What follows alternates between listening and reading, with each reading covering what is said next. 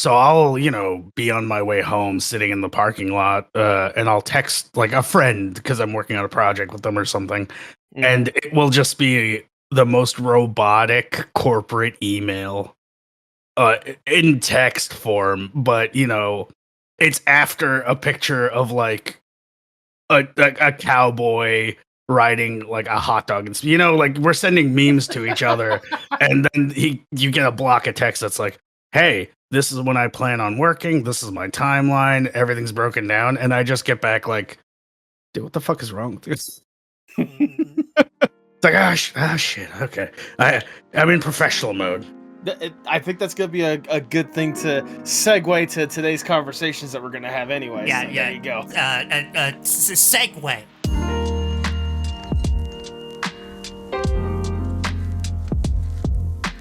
Hello, everybody, and welcome to the next episode of Get Connected with Iris and Nathan.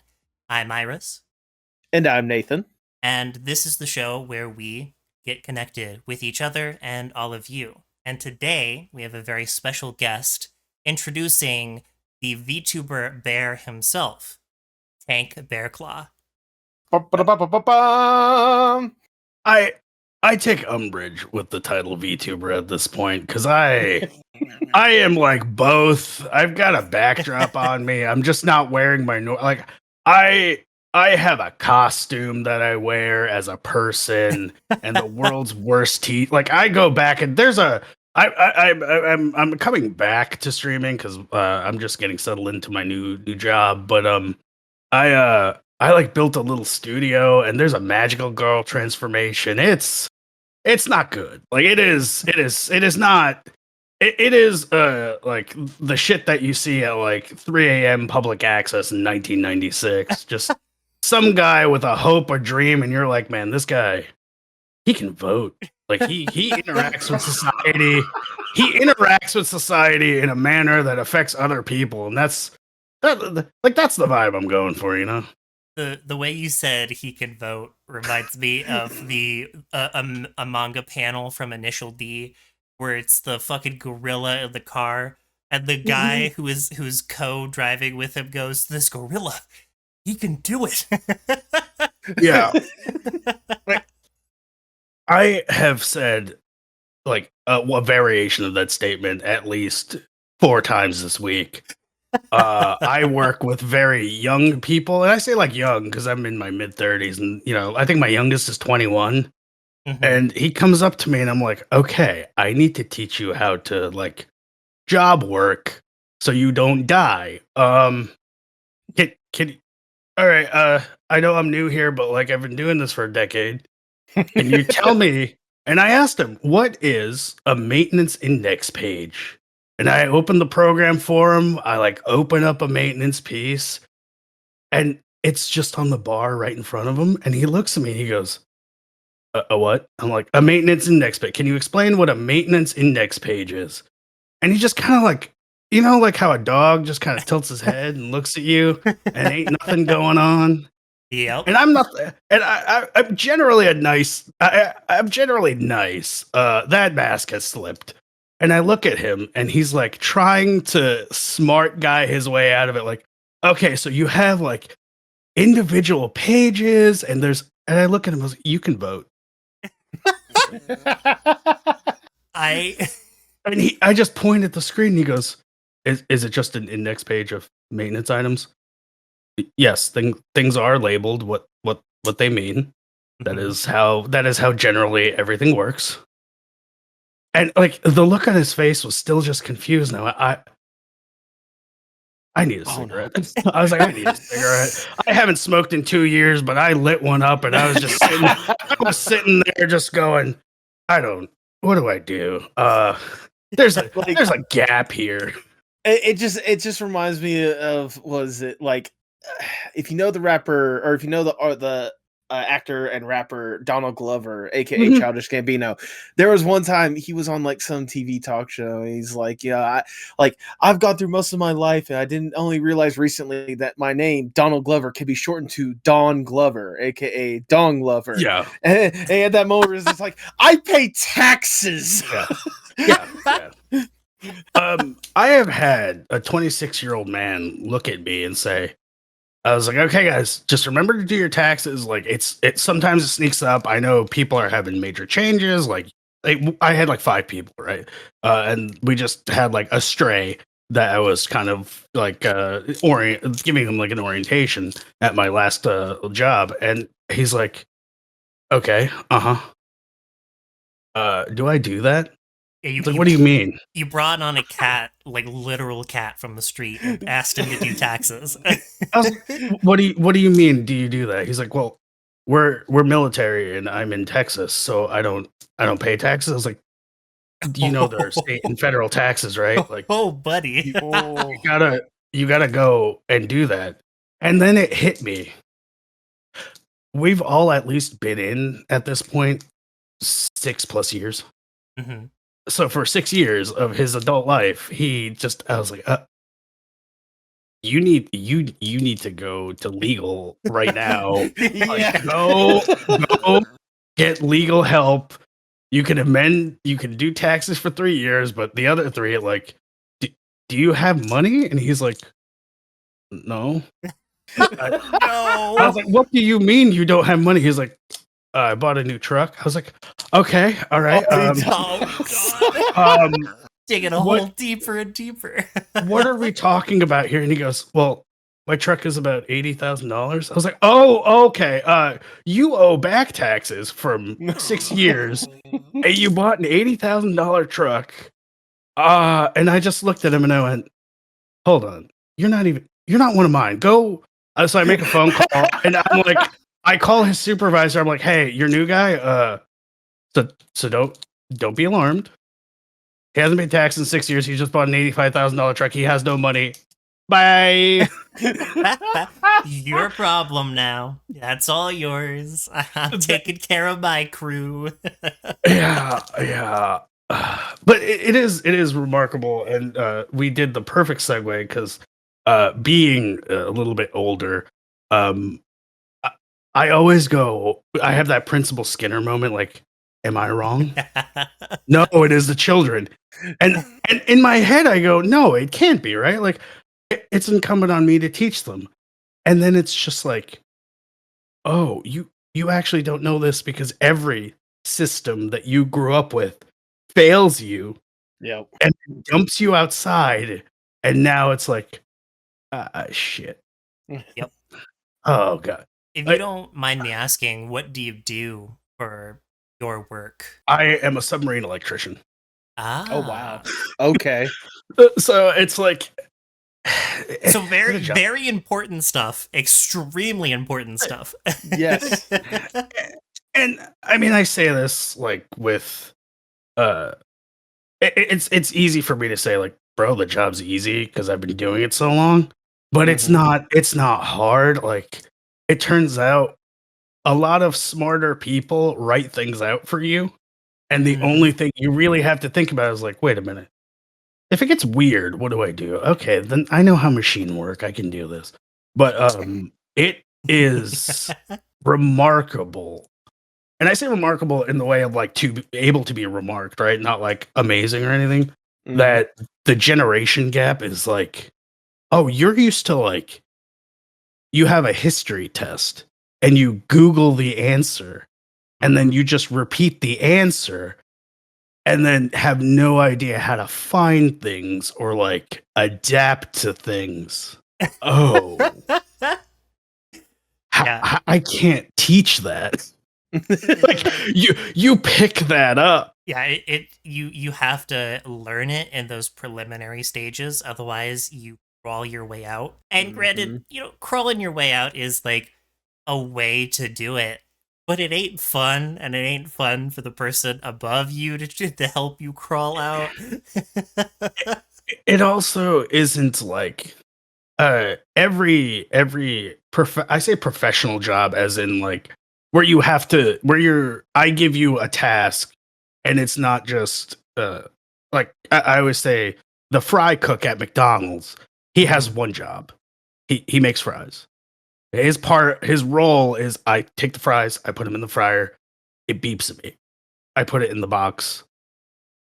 some person at the drive-thru yells at the drive-thru person because the fries are too salty. Like it's the same process over and over. After you do it like twice, it's just muscle memory. You can kind of turn your brain off and do that. It's like, well, when you have these professions where it's like, oh, you actually have to think and like kind of look into things and adapt, and you've never had that, it's you are lacking a skill that like humans need just in general, because it does translate to like the quality or an amount of questions you ask. I say quality as in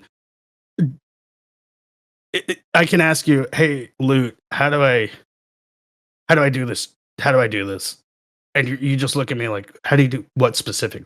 Yeah. Set up a stream. Okay, so do you know what OBS is? What is OBS? You know, like, what's OBS? Yeah, exactly. Yeah, We, you have we to actually talked about this last week because we were talking about setting things up for people. Like you sit down and you have played with OBS before, you know exactly what your stream needs.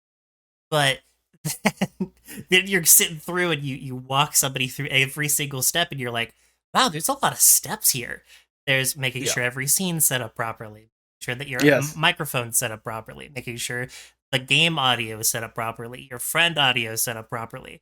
You have to make sure everything fits within frame. You have to make sure you have this and this and that and this, and it just, there's so much to do that it is more of like several days of work rather than just one sit down session. I'm on OBS right now, and I will tell you right now, I have 1, 2, 3 master scenes, 40 clones, 2 other master scenes. My new overlay is a live overlay, so I can essentially move the blocks. Like, you know how people have borders and stuff? Yeah.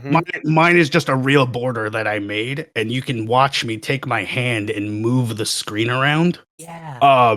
And it's like, yeah, that took to do one thing takes like, you know, well, with my schedule, it takes about like 3 days, but it takes like 6 hours of work, and I don't know the technical way to do it. So it's like, all right, I got a can of beans and a hope and a prayer. Let's freaking go, boys. Like I'm throwing a lip in like a trucker and going, oh, she don't sound good. and Nathan sitting there like, oh, I hit the record button. That's what I do. I mean, yeah, you joke, but that's literally how it is. Because I have made my setup so simple when it comes to recording stuff. Because I'm not a VTuber, so like, there's all the different aspects when it comes to like, you know, recognition and all the different aspects of the background. It's like, you know, my several steps is set up the OBS to where it records Discord, pay a bunch of money to put a bunch of stuff on my wall, and that becomes the background for mine. Do the legwork to bring in the guests or whatnot and help them with their tech problems, set up a camera, set up my light, boom. Yeah. So a quick rundown of my setup.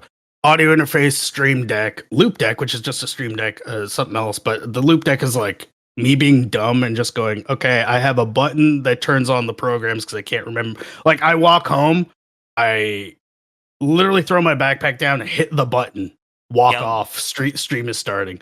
My phone is on a little like anime lady's ass. That it's like the phone holder is just some lady like on all fours, and it just holds it at the right angle because I have a sit stand desk. There's a camera to a desk. There's a camera looking down at the desk, which is the overlay. There's a camera looking at me, and my costume is hanging like on the green screen behind me. The green screen has like 2 lights in front of it, a key light at the bottom. Like I'm lit up like a Christmas tree when I'm streaming. But all of that was probably like a month of just slowly working. And once you get everything set up, it's easy because I don't do technical stuff. Like, I come from like TV and radio where it's like, oh, I adjust lighting and I make sure audio's fine and I'm good. Now the whole VTuber thing, I bought a model and I was like, how the fuck do I do? Like, my first model, I was like, okay, I bought it. What is the what is a CMD3 file? Like, is that like a, do I look like I know what a JSON is? Like, I'm sitting there and my friend's like, you need to get VTube Studio and then you have to do this. And then you put your phone in there. And at the time I was like, what do you mean a phone? Like, can I use a webcam? She's like, yeah, well, it's not that good, but like the iPhone is out and it's got, and I sent her a picture of my phone from my iPad and she's like, is that a flip phone? It's like, yes. Yes, Well, you- I was just about to guess if it was a flip phone because my dad was the same way before his most recent phone. Like I had a flip phone and then, you know, for Christmas I got an iPhone. I was like, all right, sweet. I still have that flip phone, by the way. Like I use it for like projects. Huge. It's on my it's going on my website. It's like if you are working with me, you can just use my side phone because I can't bring my phone to work. Yeah. That's a federal thing.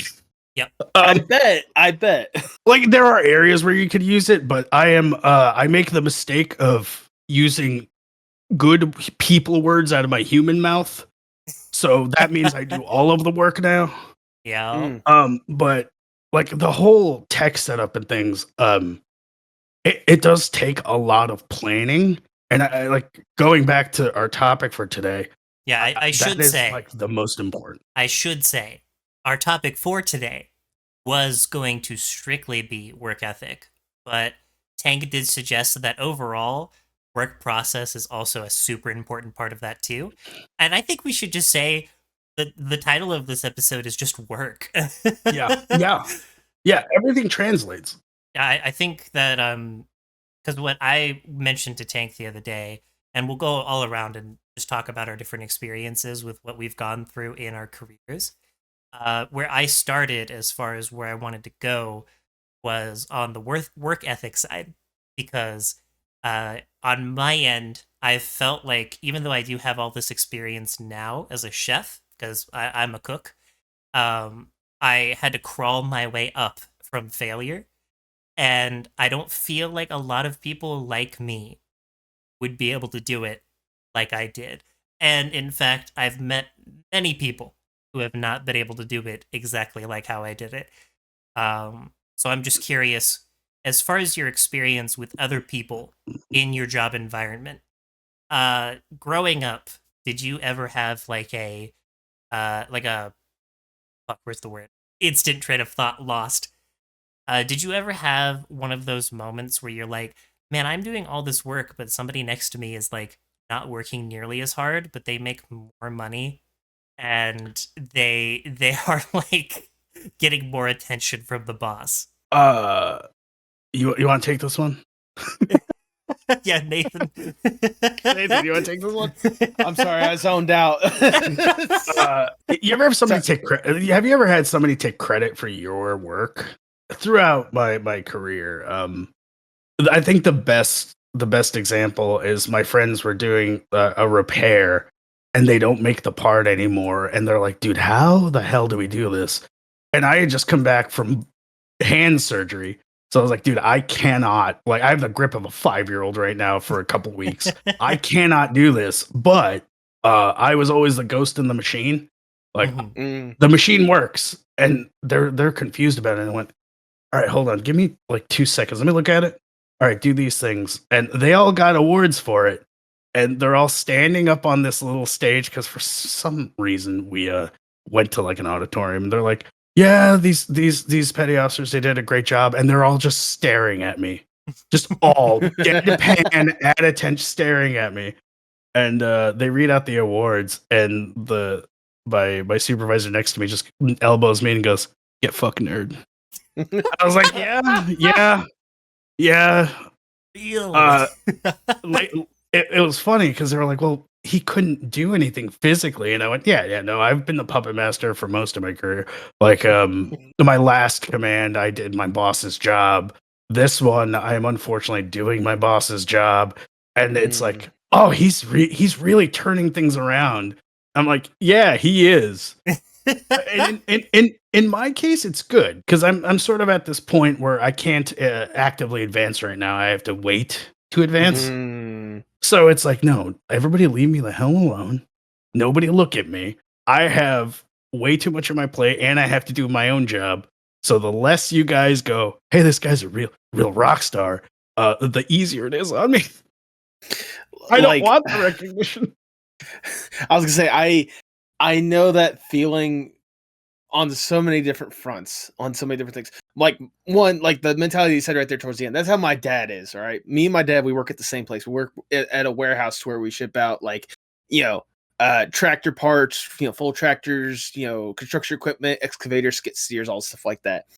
And like there have been times where the companies try to like implement things to like reward the employees, and anytime they try to like get to my dad about like, hey, you did a good job, we want to recognize you, he's just like, nah, just let me put my nose to the concrete, let me just do my job, and that's that. I've kind of taken up that mentality more or less.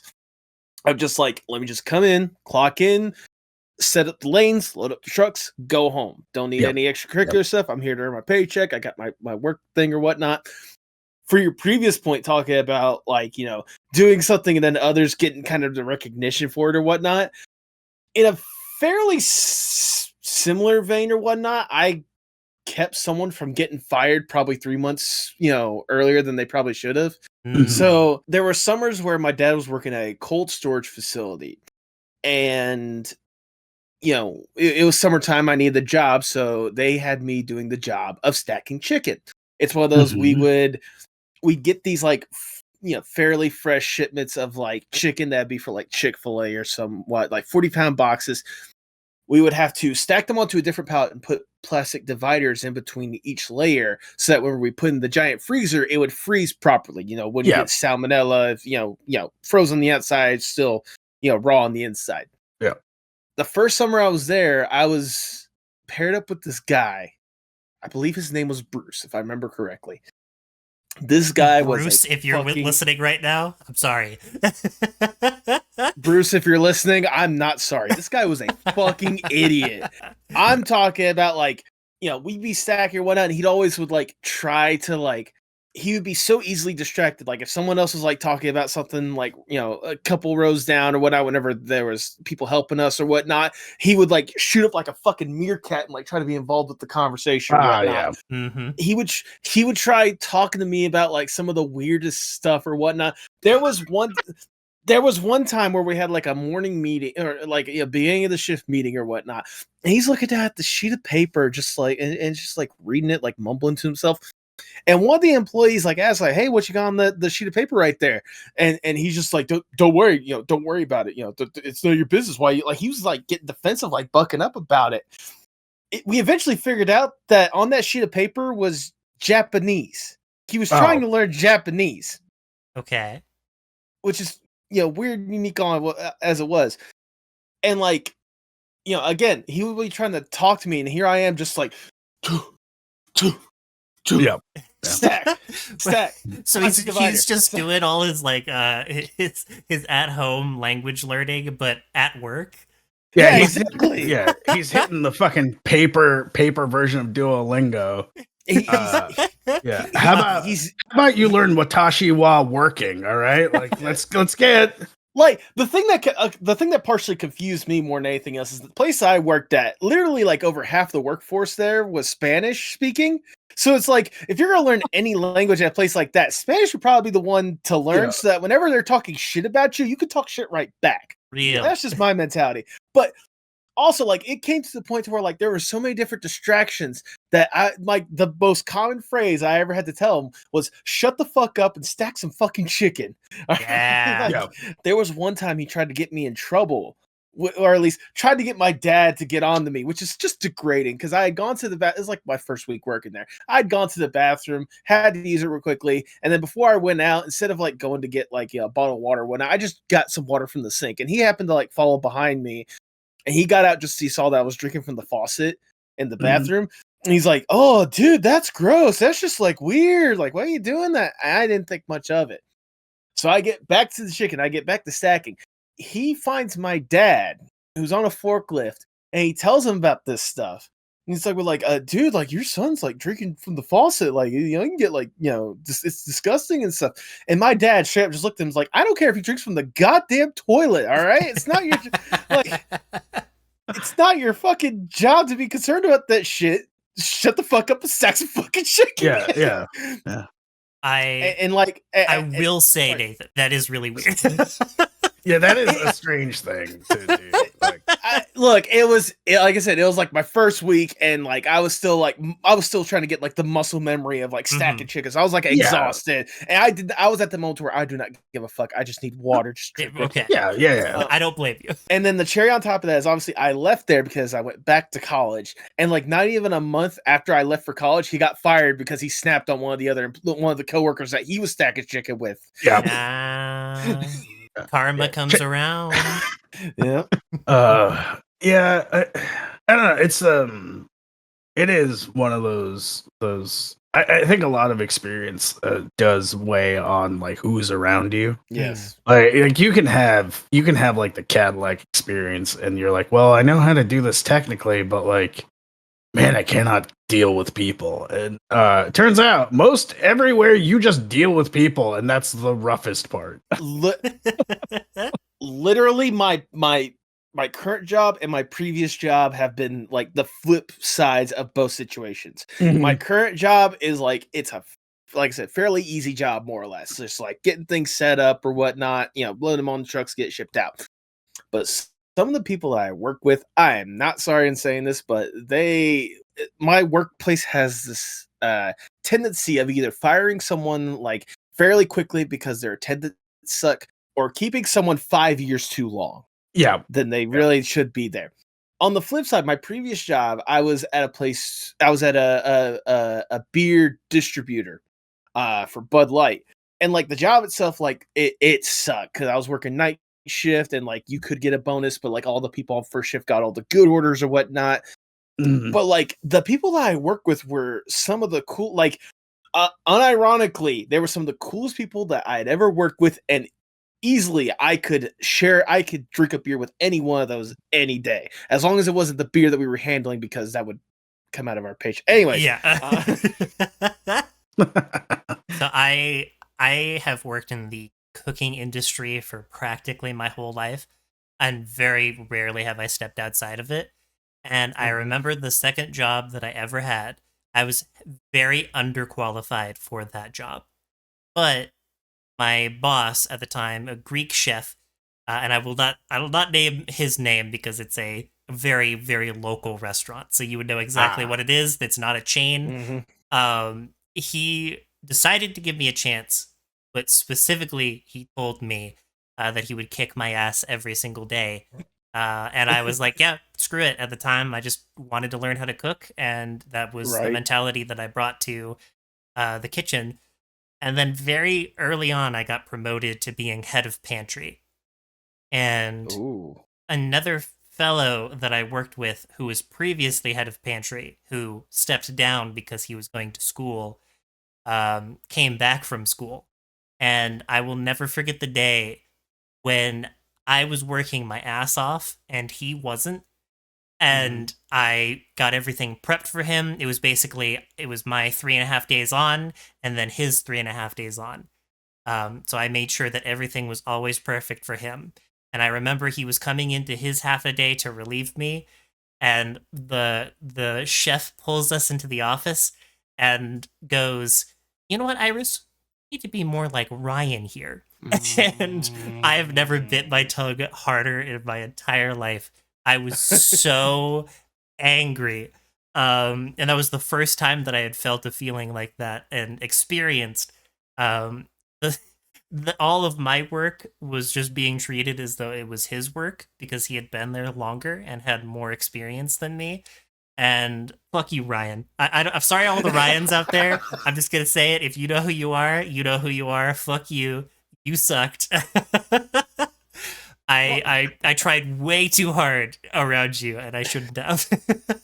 Well, I mean, I feel like with all those experiences, like especially when it's the experience of like the employee that you just look at and you're wondering like, what do they have that I don't, or a situation like that.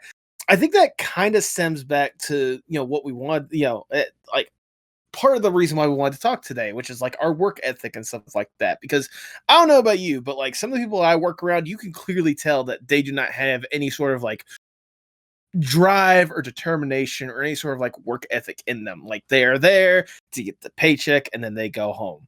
Yep. So I'm curious with Tank, but also Iris as well, and I'll go into my own thing in a bit. But like, how do you think you developed your work ethic best? Like, how did you guys like develop that drive to where like no matter what you're working on, whether it is in the professional field or your personal field, that like you know that if you set your mind to doing it, like it's going to get done. That is what I need to do. A lot of spite and tragedy. No, Real. we say like, you know, people just kind of do the job, get paid, and go home. But it's like, that's all I need you to do. Yeah. Like, that is at the end of the day, that all I need you to do is the thing you got hired for. I don't need anything more. I don't need anything less. In my line of work, we're on pay grades. The term above my pay grade fits. I'm not asking you to do my job. I'm asking you. Those pay scales are public. We all know what you make, bitch. I've also been there. Like, I made the money you made at this point, and it's like, you just do the most motivating thing I've ever heard was my friend and I went into you do like a meeting with your higher ups, and they're like, where it's called career development board, and they're like, where do you see yourself? Like, what do you want to do? And our captain asked him and then me, because you go in individually, what motivates you? And both of us, our answer was direct deposit. Yeah, valid. And I was like, every 2 weeks, my bank account has the things that I need to live. I do that adequately, and then eventually that number goes up. And like everyone else is mortified, right? Like all of your other higher ups. And he just kind of like nods and he goes, yeah, that's about right. Like, I'm not asking you to do it. Like, in reality, when you're talking about like projects outside, like this, right? Like a podcast or streaming and stuff. Yeah. You set your own, like, I know where I'm at. I know where I want to be, but I only really have to do it incrementally, right? Mm-hmm. Like, I'm not in a rush. Nobody's really in a rush. But like at your job, you only have to do what your pay grade is. If you want to go up, that's on you, but you still just have to do your job. Yeah. I think like we talk about like, oh, how do I stay motivated or anything? It's like, well, I get money dollars, and then I go home and I use those money dollars to exchange for things that make my loved ones. I get to spend time with loved ones and friends and family and whatever. So it's like, yeah, like I always tell people like, oh no, I this is how I make a living, dude. Like, you know, people, I think they were like, hey, we're going to get drinks tonight. It's something. And me being old, salty, and angry all the time, I kind of snapped at them a little bit because this week has been horrible. So I went, why would I want to spend time with you outside of work? You fuck me enough here. All right. Seeing me outside of work is just being clingy at this point. Right. And I had to get talked to by a supervisor for that one. And he just laughed. Actually, he was like, I gotta write that one down. That was good. But I was like, listen, this is how I make a living, right? I just have to be professional and cordial and do my job. You do your job, and then life is out there. And I think that like people get sort of demotivated, or we all know that person that tweets out every 2 weeks, I'm taking a break, I'm burnt out, and it's like, you're doing that to yourself, bud. Like, go live your life. This is not what life is. This is something you do. You choose to do this. Mm-hmm. I kind of don't believe in goals or motivation anymore. It's just one of those things where it's like, yeah, it's a choose your own adventure. It's just part of your life. And if something is harming that, you can just stop it. So like that sort of freedom is motivating to me, because it's like, man, I don't have anything to lose. I have everything to gain. So you just experiment and you just work hard at it. Mm-hmm. Like, if I don't want to do it, nothing is stopping me from going, I don't feel like doing this. It's a very freeing thought. Yeah, but on my end, I have a very weak sense of inward validation. So I seek out other people's validation. And that's what makes me, like, the balance work out for me. You're doing good, Iris. Thank you. In terms of the way that I grew up, in terms of my first job and the way that I treated my career in cooking, I did it because I wanted people to look at me and be proud of me. And whatever I did extra wasn't because I was thinking about, well, if I do more, I'll get promoted. It was, if I do more, people will be like, I'll relieve them from their pain. They'll think of me. And I still do that to this day, but to a more cynical extent, because nowadays it's like, yeah, I'm doing this and I'm going to do it because I'm strong enough to do it, but I'm not going beyond this. Like, we help each other. That's the way of the kitchen. We pull each other's up by the bootstraps and we keep going. Yeah. There is no sense of failure for like one single individual. We all fail together if that's going to happen. And so that's where I've taken as far as like the path that I've gone. So now that that's become automatic for me and I don't worry as much at work for that validation, I am towards the personal spectrum of, I make things, I make funny videos, I make interesting videos. I want to be a content creator because having somebody smile, or the thought of that, or maybe impacting somebody, is the validation that I reach for, and it is why I want to like, I want to shoot for that. That is a goal and a motivation for me. For sure. Oh, I forgot to turn on my light and I just blinded my fucking face. I did the flashbang thing. But what about for you specifically, Nate? Because I know you brought it up. I'm sure you have a long story. I wouldn't say a long story, but it's definitely got good roots. Because I think like the thing that kind of molded my work ethic to where I have the mentality that I have of doing a little bit more than the people that just show up, get their paycheck, and go home. Instead of the people that like what I do, show up, get the work done, help out where I can, and then go home. You know, get the paycheck later. But I think I get my work ethic mainly from my dad, who in turn got it from his dad. Who in turn got it from his dad, who got it from anyways. The traditional work ethic, yeah. The traditional work ethic, more or less, because like my grandpa, worked in factories and whatnot. My dad, for the longest time, worked at concrete cutting and coring and such before, this recent string of like working in warehouses and stuff like that. But like, especially whenever my dad was working like concrete, like especially seeing how day in and day out he would come home just dredged in like concrete sludge from whatever job that he would do or whatnot. Like, again, day in and day out. But like, he'd still do it. Like, he wouldn't quit because like he'd always told me from the start, like, especially when it comes to life, you either gotta roll with it or it'll roll over you, and you do not want to roll over you more than anything else. That's why I feel like I have the good, strong work ethic that I do have, at least when it comes to like the professional sense, like when it comes to the workplace sense, like that and the lingering, thought of student loans and car payments and all the stuff that I need to pay. Like, I need that paycheck so I can take care of that stuff so that, I don't mess up somehow. I don't die. So that I don't end up like the guy who didn't pay taxes for 6 years that you were talking about. But it's like, especially when it comes to the personal sense, like I remember a time, this was with my older brother. My older brother was messing up with schoolwork in one way or another. And so my dad just decided, all right, you want to keep, messing around school. You want to, not focus on, what you need to do. This is gonna be the results. Took him out to his truck, and it's one of those like big trucks with like the iron lockers on the side or whatnot with all the equipment, stuff like that. My dad pulls out just like one of the smaller core saws that he uses on the job, gives it to my brother, and tells him to hold it.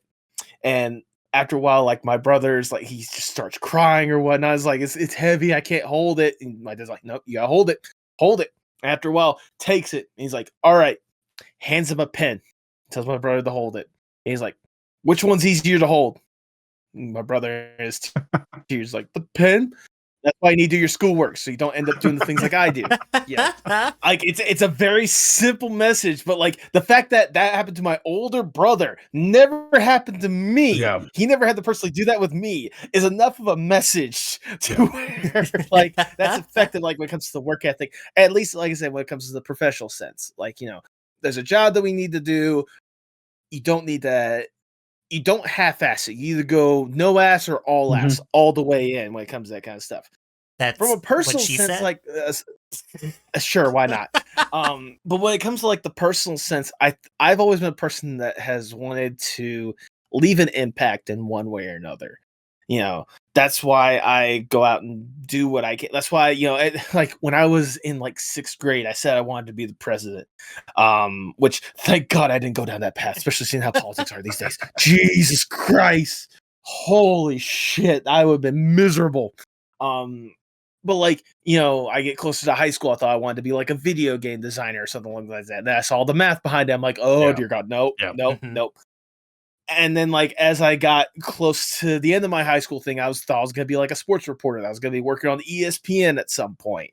That was been the dream. Then I get to college and I learned that filmmaking is a thing. So I wanted to like make films, especially ones that like had good messages behind it. And then I kept failing in college, so I decided to get out of that.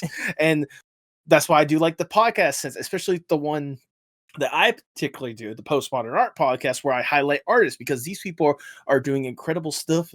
And if I can leave an impact in that community, not just with the artist community, but maybe the people outside of it, that I feel like I've done a good job and maybe I've motivated someone to go down that path. That's why I have that drive for that podcast and any other like artsy endeavor that I want to do, because it's like I want to know that I could potentially leave an impact behind that could inspire the next generation of something. That's my drive in the creative personal sense. Yeah, me and yours are very similar, Nathan, but still like 3 different approaches to the way that we tackle work Right. now even. And I like there is no right answer as long as you can like perform the job at hand, right? Yeah. You can do it at any capacity, any level, but it does have to be curious. Because we all do very, very different jobs. So like it's not fair to say that one is harder than the other, although I will say I think Tank has it the hardest. Personally. I think Tank has this beat. But no, I've worked kitchens. I've worked a lot of jobs, so it's like I would say this is probably the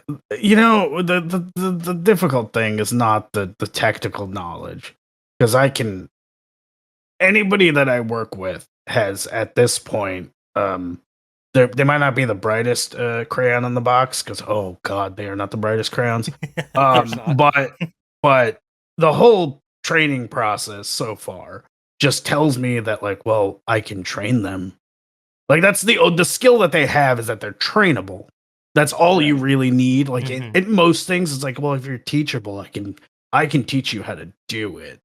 It's just, I was gonna say, I feel like with your job, it's less so much the technical aspect and more or less like the preparation aspect. Like not just preparing these people to go out there and do the job right, but making sure that whatever you're working on is prepped properly so that something doesn't go wrong and potentially kills several people when they go onto this vessel. Yeah. Unfortunately, we had an incident where I say we, but as an organization recently, a sailor passed away because somebody didn't prep something right and he was shocked. So like that does happen, and we kind of have like a couple rules, which is rule 1: don't fucking die in a submarine. Rule 2: especially don't die in a submarine in port. Yep. So we're like, oh fuck, rule 2. God, that sucks, and it sucks for his family. It sucks for everybody around him. But it's like those are active and present dangers, and like I've been bit. I got bit by sharp stuff, air quotes, bit by sharp stuff before, because someone was a jackass, and you're like, dude, what the fuck? Well, like I can teach you how to do it. I think the issue is, people just don't want to be taught sometimes. Right. Mhm. Well, I know what I'm doing. No, you actually don't. Okay, like you actually have no fucking clue how anything works. Let me help you. Yeah. In fact, Um, nobody truly fully knows everything that they're doing. We're always no, constantly learning. And that's the mentality you should Mhm. bring to every situation, no. so that you could actually improve. Yeah. Is it difficult for me to do the day to day? Probably at this point, no. You can just go, hey, everything on this boat is different. Okay, uh, give me the tech manual. I'll be back, and it's no problem. But it's like I I have been doing this job for more than half of some of these people's lives. Mhm. Right. Like there was one guy. He's like, hey, when's the last time you did this? And I looked at him and I went, you were in high school. Like he was my supervisor, and I was like, "Sir, you were in high school. Like you were in high school. Like you didn't know what a woman was." Yeah. He God, just kind of looks at motherfucking me, and damn. he's like, are you okay with this?" I'm like, "No, I'm about to go stand in front of 700 volts of doesn't care. Of course, I'm not okay with it, but I have to do it." Mhm. So Yeah. you can give me the order to do it now, and we can stop playing fuck games. And he's like, well, what's the worst thing? You know, what likely casualty? Which is like drop power or something. I'm like, fucking me, dude. What are you talking about? You worried about filling out paperwork, and this guy's worried about funeral plans. All right, let's just roll. Um, but yeah, it is not a matter of like how much you want to do a job. It's you have to have systems of learning and systems in place that help you do it. Like I Mhm. could not imagine being back on a line in a kitchen and it's like, dude, why am I walking back and forth for onions? Why are they not here? Like where the fuck is my mise en place? Who the hell prepared? Like that's me throwing a shoe across the room, you know? Like that is like absolutely not okay and unacceptable. I think one of the things that I like to go down, like how bookmarks, and one of them is like a newsletter for like work processes and work ethic and motivation. I don't actually take it seriously because it's just like a lot of clickbait, but it's Mhm. funny because like these people on LinkedIn are like, you have to be like generally motivated and stuff. I'm like, no, you just have to have systems in place that work. Like Mhm. Yeah. anybody can really do most jobs except for like I guess surgery, but like even surgeons are trained in a very specific method. Yeah. Like Yeah. if your It's not rocket method's fine, science. yeah, if your method is fine, you're fine. Um, and when you're doing like the way I approach personal projects, as I look over to my side and see a board with so many things written on it, it's like I just have a system and I go through the system and it works. It works Yeah. for me. Like people just need systems. That's really what it comes down to is like, oh, how do you learn? What is your system for working?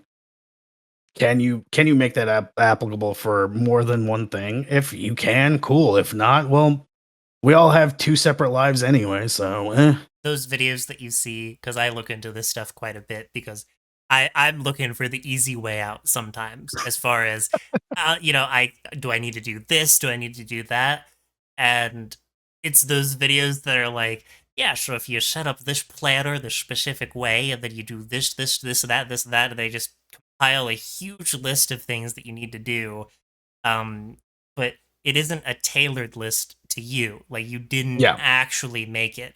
You're just going off of what somebody else is throwing at you. Mhm. Then you run into the issue of, well, now that I don't know how to organize my time effectively because my timestamps are different than this person's, now I'm Mhm. feeling like I'm failing. And now that failure equates to demotivation, and Mhm. eventually you run into the burnout if you keep on doing it without actually like project planning, which is the biggest thing that I am trying to do for myself right now, because holy crap, I was burnt out. Holy crap, I have a lot of things to do. But if I just sit down for one day and plan out my week, sure, I might not get everything I need done because as far as my personal life activities, the content creation stuff, that is secondary to making a living. Yeah. If I Yeah. fail on a few things, it's fine, but I know I can do so much more if I do it that way. Yeah. Which that is honestly a great segue into the second half of the topic, work process. Um, Obviously, we touched on it just a little bit at the beginning, but for you all, what is one thing that you like? Like, what is one time during the day that you have planned out what you're going to do? Whether it is that day or it's something that you did earlier in the week. How do you go about planning? And Tank, you can be as vague as you need to, because I know you have secrets of your your navy that you cannot tell us. Honestly, I do the same thing at home that I do at work. Yell a lot. Yep. Sometimes you just can't fix it. Chuck a fucking wrench across the room. That's There you step go. one of troubleshooting. But the biggest thing is I have what's called I have this. I'm gonna sound like a crazy person. I have a whiteboard behind me. I'm pointing like you can see it. An LED board next to me, like a little bamboo board that I got from somewhere. I probably stole that from some office and put it up. Yes. Listen. They were like, "Hey, we don't have a command anymore. This boat's getting decommissioned. Either send it somewhere or take what you want." And I was like, "All right, boys, we're going shopping." It's not going to go anywhere. It's just going to sit in the warehouse, right? So, my whiteboard behind me is like personal things, like, "Oh, remember that you need deodorant so you're not stinky," things like that. Mhm. The LED board next to me is only projects because it sits above my desk overlay thing. So that's like, I can read it right now. It says, recalibrate camera, figure the fuck out for the stupid box thing. And I know the stupid box thing is just like a border, fix lighting, repair stage lights, extend. What does that say? What the fuck did I write that down? Like, I don't know why I wrote that down. It just says like extend screen, and I think what that means is I do a double capture thing. And I'm like, yeah, that's just automatic now. Okay, I did that. At work, I have and I have a little like planner that I got as a gift, and I just sort of update that and do other things with it. But I call it like it's day by day, but I call it a tomorrow book because I write down shit that I can do tomorrow, and it's like a living checklist. So as I do it, I mark it off, and if it doesn't happen, I can push it off to later. And I'll write deadlines on it, like I'll be like, "Due this day." I just mark it off. At work, somebody tells me something goes in the tomorrow book because fuck it, I can deal with it tomorrow. And I just move. Everything is living. I don't sort of like. Why do I need a deadline in my personal life? That doesn't make any sense to me. Like, Yeah. I set a date like September 1st. I'm coming back to streaming. Well, I have like a whole other week to go, so I can just work it through the week. I don't stress about things because it's like, oh, I can just delete that. Like, I really actually don't think this is going to be useful because you might have a great idea on Monday and then you say it out loud Wednesday and you go, that's actually really stupid. The thing about like writing it down and planning stuff is you actually have to fucking look at it. Mhm. Like, so many people will make plans and I put it on the calendar. Bro, you don't read your calendar. I'm raising my hand slowly right now. It's like if you did, you would have seen the email that you sent to yourself, moving that to Tuesday. I think that is the most important aspect of planning. Is like you can't fall into the trap of I buy office. It's like going to Staples and spending money. You have to use the shit. I know Yeah. so many people who collect office supplies. I'm like, yeah, it's the illusion of productivity. Meanwhile, like I have a friend who's like, I steal copy paper from work and I binder clip them together. Like I take a ream every time I run out and I just write it on 8x11 and I tack it to the drywall. And that's how he lives his life and it works. Mhm. Like you actually just have to use the method. I think the self-help planning industry being $1 billion is what I'm going to do when I retire because Like There you just you have to go. tell people, write stuff down and like look at it. And it's like, oh, like, yes, I get it. that's the point. That's the point. What was that the fake book that Brian Griffin came up with in that one episode of Family Guy? Wish it, want it, do it, or whatnot. Yeah. I was gonna say, at least for me. So when it comes to the professional sense, like with the warehouse job, there isn't really a whole lot of planning that I need to do, like at least going into work or whatnot. Because I mean, most of the stuff is kind of more or less set down. You know, go in, get my forklift, get my scan gun, go up to the desk, see whatever orders is available or whatnot.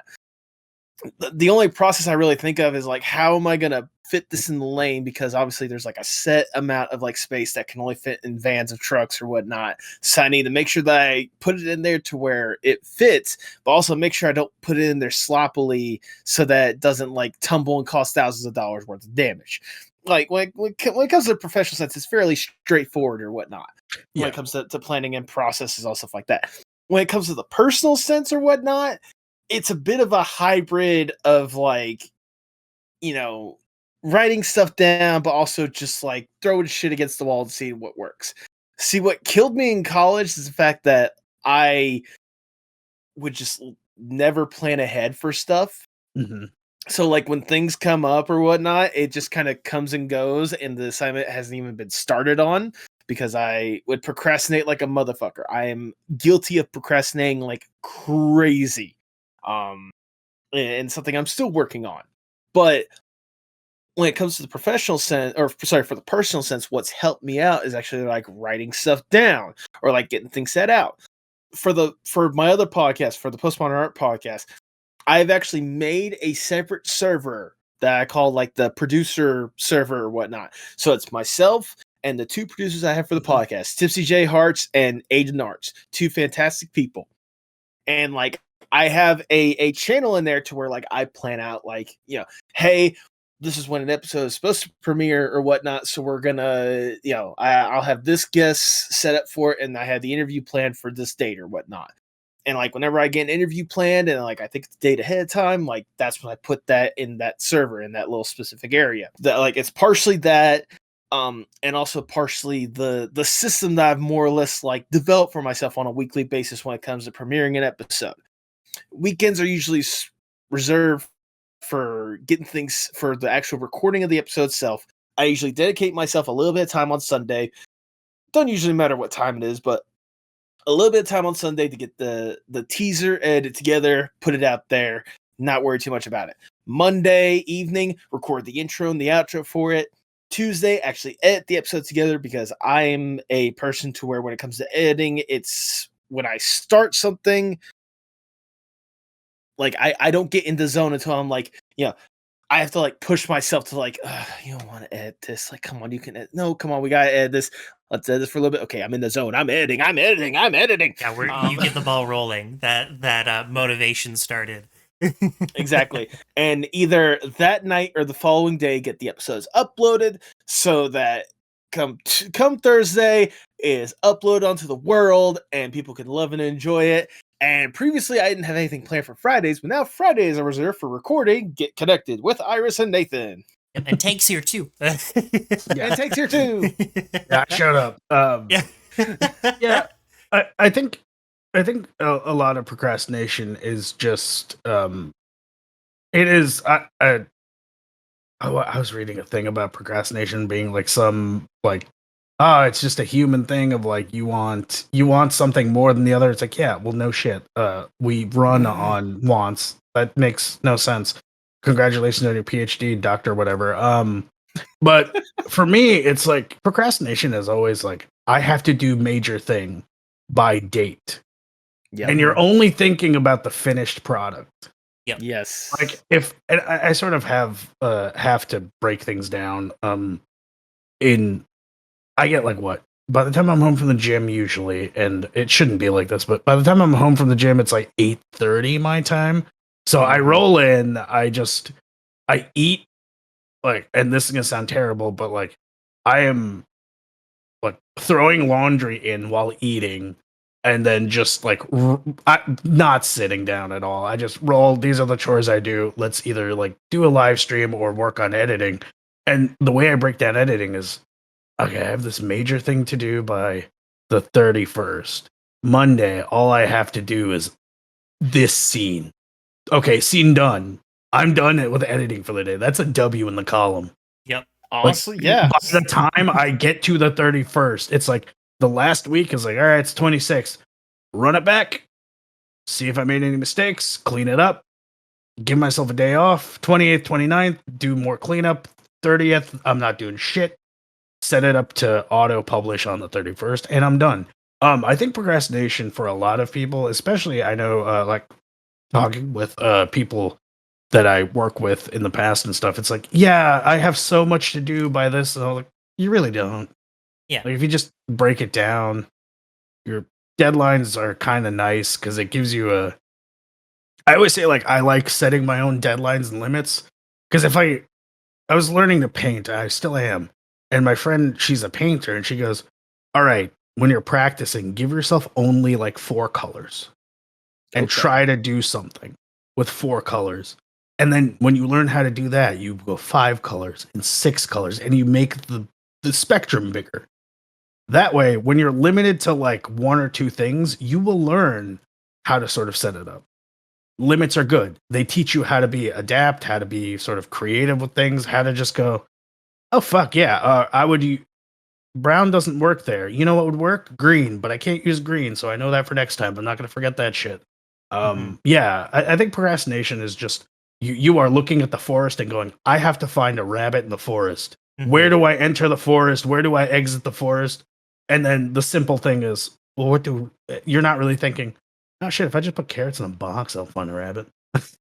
Yeah. Yeah. Like step 1, get box. Step 2, get carrots.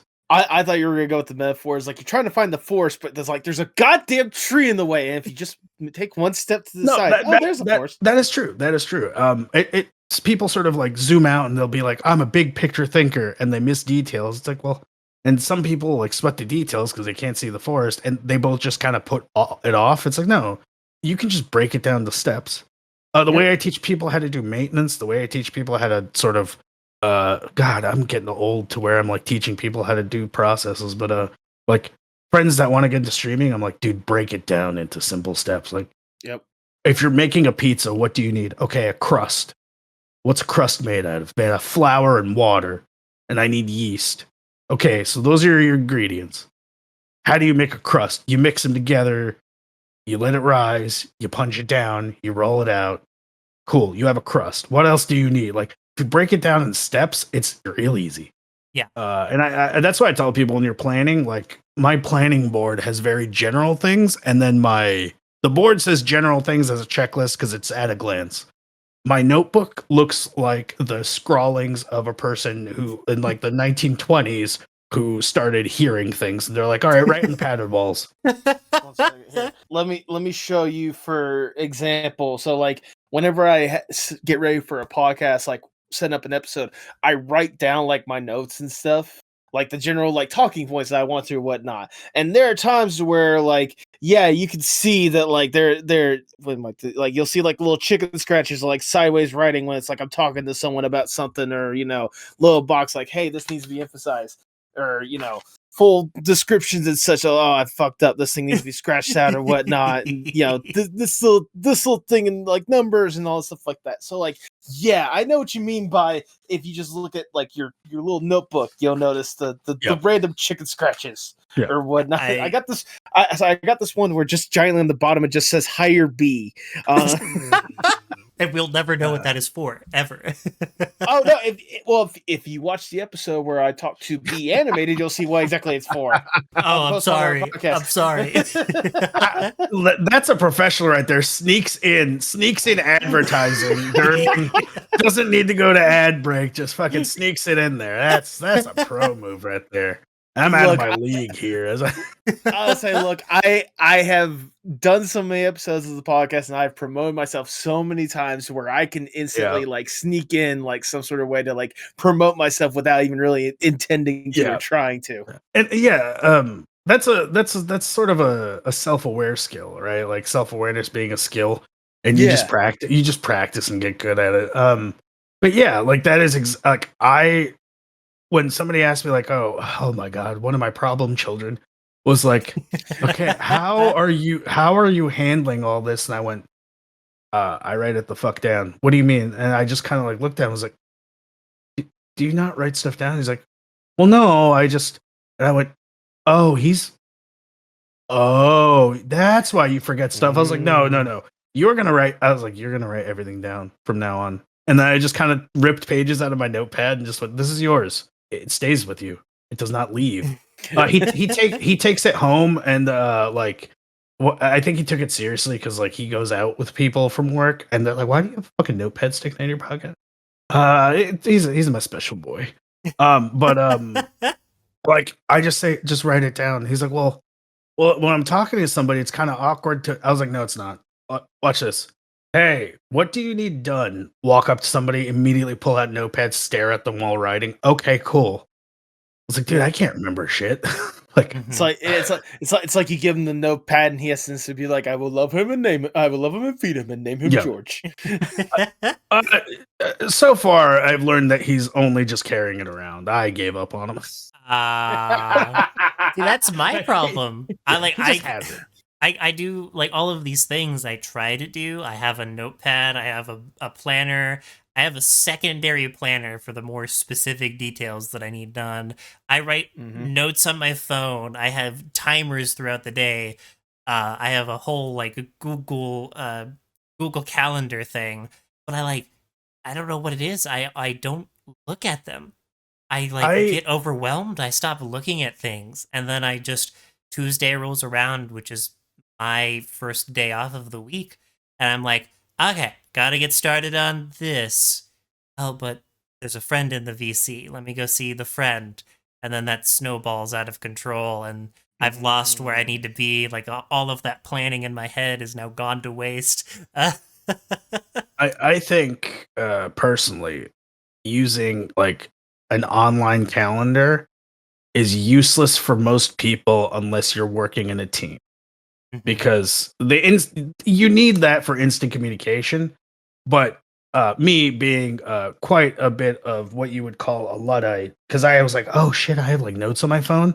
There are so many barriers in place to look at notes on your phone and write stuff. Like, I have to open my phone. I have to stare at it so Siri knows my face. I have to open the Notes app. Oh shit, by the time I open my Notes app, I have 3 other notifications staring at me. I'm already checking. Oh shit, that tweet doing numbers. You know. and then that reminds me that I didn't watch the newest fast food review. So I'm like, it's like 10 minutes. So I'm gonna watch this jackass eat a chicken sandwich in his car. Like, and then that's 10 minutes gone. And by the time I have opened my Notes app, I lost the fucking breadcrumbs to get home. And it's like, why did I even write that down? I think paper is good. I know we're trying to all be a little more environmentally conscious, but like that paper is made. They already manufactured them. Them trees is dead. Yeah, that's not my job. Them trees is dead. We ain't worried about the already dead trees. Like, don't cry for me, Argentina. So like, I just tell people, just go to the grocery store, get like a shitty notepad, and it just becomes a scratch pad. Because when you look at your notes and you're like, I wrote all this stuff down. That looks like ass. You just rewrite it. And the tactile process of writing helps with memory. It helps with engagement. It helps with like, man, if I don't want to rewrite it, I pause and go, why the fuck did I write that down in the first place? And I skip it. Now I've just knocked something off the list I don't have to worry about. Right. I know so many people who are like, yeah, I use a planner on my phone and I have Google Apps. And I'm like, well, you wrote 3 different things in 3 different places. They're reminding you of 3 different things at 3 different times. You're keeping track of none of them. Yeah. That's probably where my problem is. But yeah, it is, again, a learned skill. Like you actually have to put effort towards it. It's not something that you could just like one day on and you've already learned exactly what it feels like to pick up that planner on a natural basis. It has to become natural to you to just look into it. I have like a kindergarten teacher giving myself rules Mm-hmm. I don't open programs on the computer that I need to work unless I've already reviewed the to-do list. And then I have like my iPad or whatever, but I have like the little LED board or whatever, or like a scratch pad, and I physically write down this is what I'm doing. Like, we have a thing called in the Navy because people hit switches that they're not supposed to and fuck things up. You point. It's called literally point, read, operate. You point at something, like I'm turning this like a valve. I need to shut it. It's the clockwise direction. You point to it. You make a clockwise motion. You say it out loud. I think the Japanese also do it. They for the train stations. It's like points speak or something like that. Like they make it very obvious. It's out loud. Like I am doing this. I am doing this. Then I am doing this. Once you say it out loud, it's like, okay, that's all I'm doing. You sort of kind of put yourself in the mind space of this is all I'm doing. That's how I use a planner. It's like I say that shit out loud, like in my house. Like I'm going to edit a trailer. I'm going to add these scenes. I'm going to do the audio today. Okay, I have completed. Or I don't say I've completed because I'm not a fucking robot, but it's like, all right, audio editing is done. List is complete. I'm moving on to this. Like, make it as out loud and stupid as possible. Like if you're like, man, I look stupid, you're never gonna forget that process. Like, you never forget you never forget embarrassing shit you say. You know what I mean? Yeah. So if you just make it kind of silly, you're going to remember it. That's what I tell people is like, read your to-do list out loud. Like I will be in the office in the morning, bleary-eyed, coffee in hand, smelling of cigarettes sometimes on the bad mornings, and just walking back and forth going, hey, today we have to do this. I got to talk to this guy about this. I have to do this. And it's like, are you talking to me? No, shut up. Leave me alone. We have to do this one by today. That's on the board. Cool. I say it out loud, and then it's like, okay, I've said it out loud. It makes sense. Sometimes you have an idea and you write it down and you go, okay, on paper, it looks good. Then you say it out loud and you're like, that sounds really stupid. So you say it out loud. You sort of engage yourself with it, and then you move on. Like, I would never tell somebody to sit at a computer to get ready for any task or thing they want to do without like speaking themselves through it. I am playing Fortnite. I will hit the gritty. You know, like yeah, you have to sort of the planning process for a lot of the self-help sort of stuff seems pretty passive. Like I've written it down. I've done a good like my therapist actually. I love her. She calls the sort of like the generation before me the good job generation. She's like, they get like diplomas, they get all these things. Everything is instant, and it's like you get these instant validations constantly, but you're never really engaged with stuff. So you see like, and she was like, notice if they don't find an answer within like 20 minutes, they just can't do it. And I was like, oh shit, you're right. I'm dealing with that right now. Like they're used to just going online, getting an answer, repeating the answer, and it's like, well, good job, you know it now. Well, they don't. They've really just read it. They didn't engage with it. They're not really engaged with the things they're doing. So my struggle right now is engaging people. Personal gripe, but like, no, it's valid though. 100%. Yeah, the planning process can't be that. It can't be, I've written it down, it exists. It's like, no, I've written it down. Now I have to engage with it. Now I have to actually be a part of that. It is part of my process. It is not it is literally step one. Like we have a thing, like once you're in a procedure, you're in that fucking procedure. Leave me alone. I don't care. I am doing this from start to finish unless something is wrong, and then we will figure it out from there. Like once you set the plans in motion, that is step one of that. Now I have to do the other steps because once I'm engaged with it, I need to clear it. And you don't have to get stressed out about it because you're already doing step one. You already have a W in that column. Yep. Like you're already winning.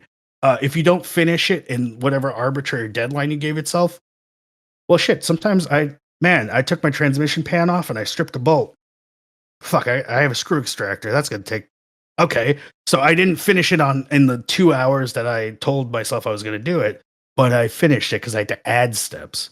moving stuff on your plan isn't like failing, it's just adding steps. On top of all that, like as far as project management overall, you like in a personal life setting, you can work in friend time, game time, personal read a book, whatever you need to do, and part of that process of making sure you break it down into steps means, hey, eventually I'm going to get so good at what I need to do.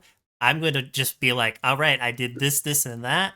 I'm doing this one extra thing because fuck it, I feel like it. And now I have time for the rest of the day to relax and do my thing, and take a break. I tell everybody the first thing I do when I get to work, nobody fucking talk to me. I'm doing 20 minutes of nothing.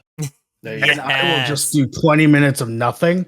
And then they watch my face go from tired to, it turns out I have like the ultimate resting bitch face.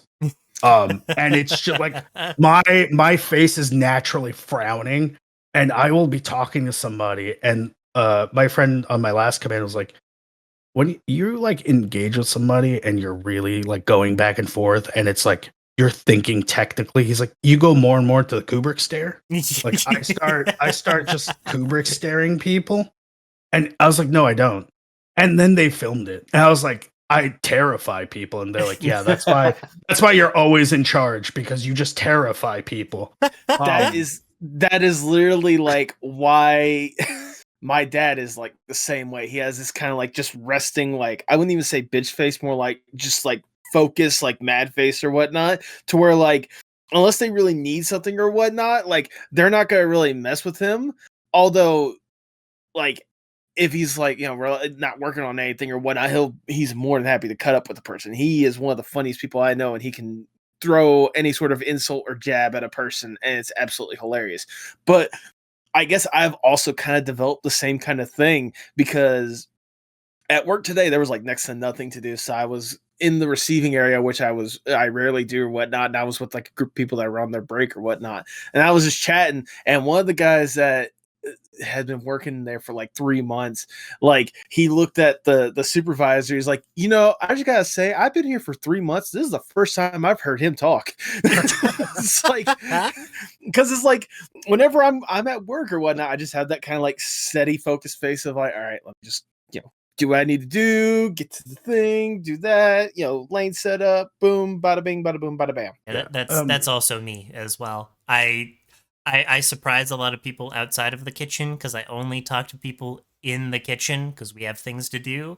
And while we're in a slow moment, we will chat. But if I am focused on something, you will have to actively rip me out of my own like thought process to get me to engage with you. And sometimes that's where my RBF comes from. I have some pretty bad resting bitch face if I'm in the middle of a thought, because I'm always thinking like at work at least 5 to 10 steps ahead, and I'm also thinking about what I want to do when I go home. So it's so funny because like I got asked if I'd ever been to anger management. I was like, no, why? And they're like, bro, you shattered a hard hat. I went, it was close by. like people will just like, just for dramatic effect. Like sometimes I just like being a diva, but it's very funny because people will just kind of like, oh, but like this, and then they just kind of like swarm you. So I'll just take a hard hat and just go, we have metal floor, spike. Everyone shuts up, and then I just look at them and I go, just do your fucking jobs and walk off. There you go. But like, it gets real bad because I don't like yell at people.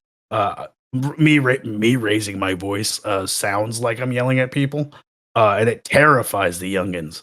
But I get very sarcastic, and like you don't know if I'm mad at you or I'm cracking or I'm doing a tight 5 on open mic night. Like we're submariners. We have like horrible senses of humor. I won't say the context, but I said one thing and everybody in the room just stopped and just went, "Holy shit!" Today, the one guy, he's a redhead and he kind of looks like Chicken Little. Like I'm not even gonna lie, he's got the glasses and shit, looks like Chicken Little, and he's coming up to me and he's like, hey, to go home, we need this from you. I'm like, hey, I don't fall under that. This is not my first boat. I have a time limit to like do all of my qualifications. Don't bother me with that. I'm busy. And he asked me like 2 more times, and I went, all right, you coming up to me looking like Chicken Little with a vitamin deficiency, bugging me about shit I don't care about. God The damn. and I'm like, the sky is fucking falling. Get out my face. And he goes, hey, are you going to the thing tonight? And I went, oh, so now y'all trying and y'all actively fucking me all day, and now you want to cuddle afterwards? That's just being clingy. Get out of here. I'm a grown ass man. And my friend just looks at me and he just goes, dude, I know you're yelling at him, but my God, stop being so funny. I'm like, no, because if I'm not funny, then he's going to go home and cry, which he did once already, because I looked at him and I did the disappointed dad and I said, okay, what is it about you that holds you back from succeeding? And then I just kind of like looked at him and he's like started crying and I was like, oh shit, what do I do now? I was not normally I just say something sarcastic. What do I do now? And he's like, well, nobody's ever asked me that. And I was like, okay, opening. All right. Do you think that's I was like, sorry, I was gonna say Tank uses dad look. It's super effective. Yeah. And he's just like, well, nobody's ever asked me that. I went, have you never asked yourself that? He goes, no. I went, so are you telling me you never look in the mirror? He goes, not really. I went, yeah, I wouldn't either, but like if I were you. But anyway, yeah, go figure that the fuck out. Oh my God. It is hard teaching somebody self-awareness. And I think like if you want to get better at planning and work process, you have to be self-aware and you have to understand the ability to break things down, because that's really it. Like adaptability is just those two things. Yeah. And like ask questions. I know so many people in the creator space too are just shy. Like, oh my God, hold on. I want my favorite experiment. These are like the funny pages to me. I like to go on Twitter and I search VTuber networking because it's hilarious to me. And I just go like, I look for networking advice threads and I go, y'all learned everything you know about networking from MLMs. Don't like you trying to sell some bullshit herbal essence, oil, and candles and protein shakes that you got to buy yourself, and now you're down $3,000. You ain't making that money back, lady. But who's the VTuber trying to tell me this? Pawn Z. Never heard of them before. Oh man, have you heard about this guy? His Burn He Madoff. It's very interesting. I've never seen someone use a pyramid head as a VTuber model. Yeah. Oh, watch out for him. He's scheming. Like networking is just it's what we're doing right now. Oh yeah. That's it. It's you just do things. Like when people are like, oh, I need a network. It's like, well, I work with this. I work with my side project, or I should say side income. I will edit your video for practice. Like you don't want to do the job. You have enough to do. And like my friends are just like, dude, yeah, that's awesome. We'll give you a cut. And I was like, I don't really need it. I just want to learn how Adobe works. But you need the job done. You're willing to let me learn. I have questionable things on my hard drive. Let's fucking roll. But it's one of those things where it's like I do a good job for them, then they tell somebody else, and now I'm editing for like this one lady. She's like, "Hey, I'm in college. I just graduated. I work for a marketing firm. Would you help me out a little bit?" I was like, "Yeah, sure." So I'm helping her at her job. She's putting a good word for me. I'm getting like projects out in town, and all because I was like, "Yeah, I'll color correct your butthole for like $20." Like, because I've known you for 10 years. Like that. Like that's how networking works. It isn't like Iris knows Nathan. Nathan does a podcast. I've never done a podcast before. I want to do it. Let me be friends with Nathan. Like, no, it's professional networking. You're using a technical term and you're trying to be friends about it. That don't work. That's what I've kind of tried to implement with, again, my own personal podcast. I can't believe I'm plugging that so much during this episode. Congratulations. Of a different podcast. But like, that's one of the things that like I try to do, while also I'm like kind of scared that people think I'm just bringing them on just for the clout. Like, no, I'm trying to like network with both these people so that, hey, I have a good buddy of mine that I think would be fantastic for the podcast. Okay, absolutely, bring them on. Let me get to know them. Let me chat with them, have them on the podcast as well. And I've done that with several of the guests and such. Like, heck, I have an episode coming up that I'm about to record thanks to a guest that I previously had known because they had watched a previous guest I've had on the podcast, and so they like came to me and was like, "Hey, you get what I'm kind of getting at. When it comes to the networking aspect, it's not so much, hey, you have something that I want. Let's work together, whatnot. No, it's just straight up like, hey, you're a cool person. I want to hang out with cool person. Can I get to know cool person? The way I've had it described, I took a course in it. It is boiled down to its basic premise and explanation, just leaving an impression. Yes. I love that. Hold on, where's my fucking notepad? I'm failing myself here. Where is this? I gotta reach over. I was gonna say, one of the things that I noticed that like as we were talking about with like all these different aspects of work ethic and stuff like that, I think part of it all comes down to discipline as well, like how well we discipline ourselves to get certain things done or to like get some aspect of something done. Yes, and I think to talk about discipline as somebody who is in a field where you would assume everybody is very robotic and disciplined, what I attribute discipline to 100% is I have my method that I do things, and it's repeatable. It's like it's repeatable. It's almost automatic, right? Like, a good example is I wake up at 5:00 every morning. Mm-hmm. I will go, like, if I go to sleep tonight at 2 a.m, I wake up at 5:00. That's my schedule. And it's like, oh, I'm training for a half marathon next year. I've never run in my life. I'm like, I'm going to do that. So I wake up at 5 a.m. It's the day off for me, probably. I may or may not have to work. But I'm like, all right, from 5 to 7, I'm going to do laundry and just the technical cleaning stuff. I can clean my house in 2 hours. Cool.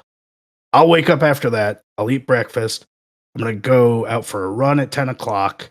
I'm going to do this. And it's like, wow, you seem really disciplined. No, it's just time management. Like, I cannot be disciplined if I don't know where. If the adage time is money is real, all I have, and I'm budgeting my money. If I budget my time, I'm disciplined with my time. People who are disciplined with their money just know where it's going. People who are disciplined with time know where it's going. Like, I always just say discipline is knowing where your time is going. That's it. And people are like, oh, people pay for like these $10,000 for 3-day camps. Yeah. You know what I mean? And your money's going somewhere. Yeah, and I see that as like they're victims. Let's be real. They're just people have failed them. That's a whole other discussion that I will get to on my own stream. But I was gonna say, God, who is running this game? Ponzi again. Goodness. Yeah. But there's the fact that market exists is because we've sort of made discipline and motivation this is like the featherless biped theory of the Greeks, like something far away, something it's like when you're like, oh, that quarterback has intangibles. He can throw, he can run, he's really good, but there's something about him that's just different. It's like, well, no, maybe he just has a certain way he likes to do things and he does it the same way every time. It's muscle memory. But that comes with repetition. And how do you get something that's repetitive? My bills are on auto pay. I don't really worry about them. I should, but I don't really worry about them. But the things that are set up automatically, I don't think about it. And it's like, well, that's a part of my life that's both automated and repeatable. And I know where my money is. I know where it's going. Same thing with time. And it's the illusion of discipline being this act or skill. It's like, no, it's just you got 24 hours in a day. If you're using them right, you are disciplined. Yeah, because you can program in. Oh man, there are times in my workday where my friend's like, "What are you doing right now?" And I went, "I'm trying to see if I stare at the wall enough, will I grow a beard?"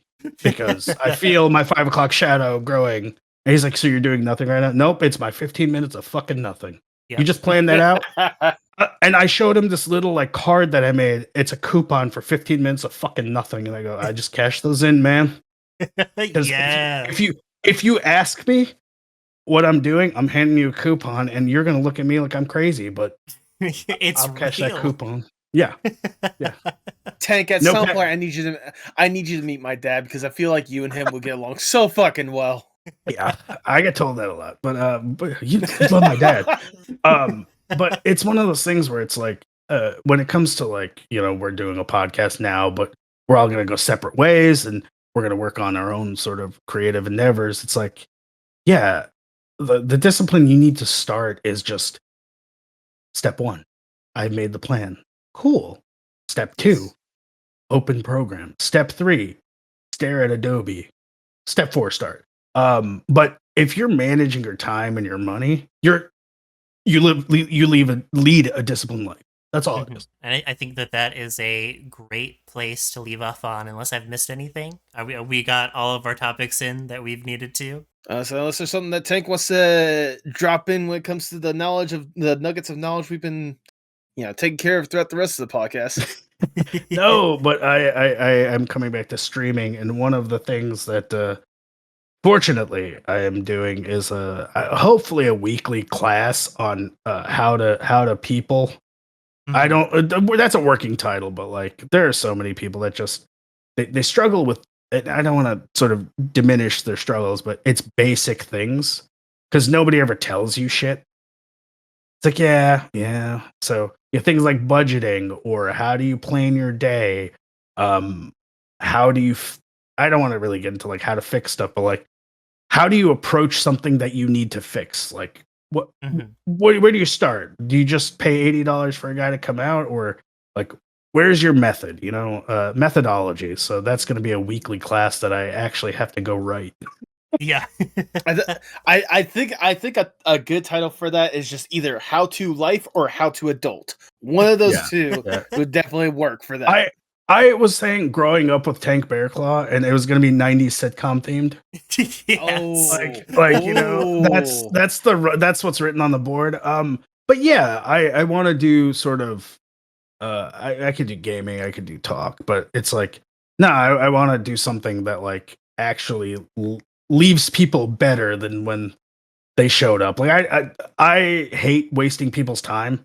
And if you're watching me for 2 or 3 hours a week, and you're like, oh yeah, he game real good. It's like, well, I want you to take something away from that. So I used to teach a course on leadership at a community college. So like we'll be doing that, and we'll be doing a bunch of other things. So yeah, where can we find you if we wanted to go find this particular stream? I am coming back and opening the Bearclaw Broadcast Workshop. Unfortunate acronym by accident. Yeah, the BBW. Yeah, the BBW is opening. She a biggin. It's grand opening. On September 1st. The first stream back is just going to be kind of sort of open mic night and hanging out and probably playing a game or two, and sort of it'll literally just be the schedule for like, hey, this is what you can expect. This is what I'm doing. Some of the major changes, and and then the week after will be lesson 1. And what I want to do is I will upload my notes. I will upload like lesson 1 is budgeting and the skills included with that for time and money. And I'll upload the spreadsheet that I use that you can also print out if you like paper and do math, and just sort of get people a little better because everybody's fucking struggling. So make it easy.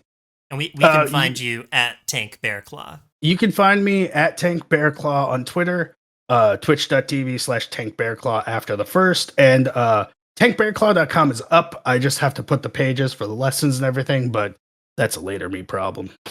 There you go. There's tankbearclaw.com, and then you're going to hear this here and nowhere else. Hotdog.beer is going to be Ooh. its own thing. That's Okay. where I'm just going to put pictures of hot dogs, and I will have an inbox where you are able to submit pictures of hot dogs and beer. It will be an online gallery of hell yeah, brother. Yes. I'm sorry, I don't know why that unlocked a core memory for me. When I was in college, we had a buddy of mine who, whenever I went to like some wrestling shows with or whatnot, because that was a thing that we did to, really get connect. And I remember one time, like, obviously, they wanted to take like photos of the wrestlers or whatnot, but like his phone didn't take like the best photos or whatnot. But like we looked back and like this guy was a shit poster, like to his core more than anything else. So like as we're looking through the photos or whatnot, he came up with the idea of either a blog or a website dedicated to wrestle butts, but specifically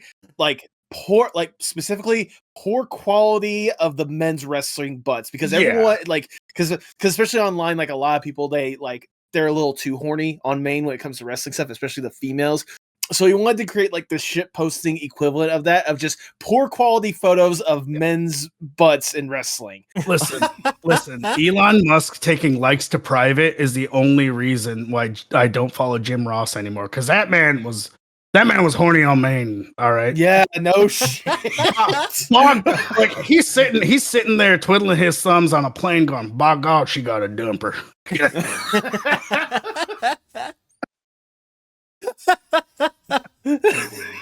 and oh man.